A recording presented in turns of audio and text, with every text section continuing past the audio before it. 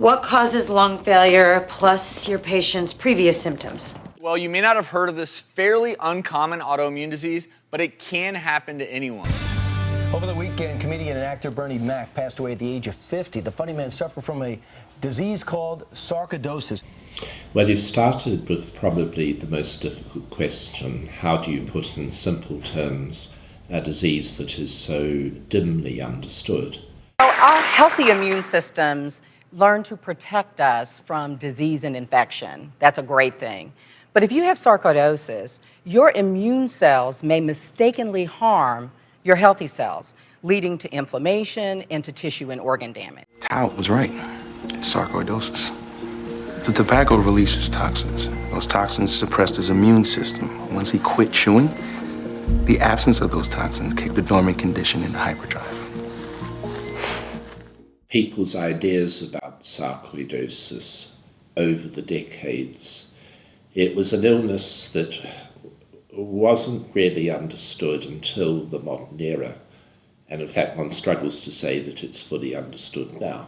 So Bernie Mac had sarcoidosis. Sarcoidosis. Which is actually, it has something to do with the lungs, right? Right. It's an immune system disorder, causes inflammation of the lymph nodes. Those are the parts of our body that help fight infection, and it's particularly found in the lungs. So primary lung problems are the result of it. And the reason we mention it as a mysterious illness is it can affect nearly every part of the body. It can affect your skin, heart, eyes, liver, kidneys, bones. You're beginning to realize now that wherever these immune cells all clump together, that organ system can be affected, but that's not all. It can affect even more than that. What we understand less is what sets the immune system off.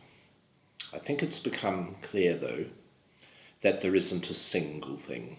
Thousands of Americans suffer from sarcoidosis. Many people have disease that doesn't affect them at all. Other times people have severe disease that can be debilitating, cause respiratory problems that are very chronic. I hope that we develop the means of seeing what triggers may be driving disease. In those people with persistent disease, one suspects that there are probably hidden persistent triggers, perhaps tiny amounts of infection that are difficult to trace, perhaps other exposures which at present we can't pick up on. But my hope would be that with time we might start to tease out the individual triggers, because if we can do that, we can direct treatments at what might be driving sarcoidosis.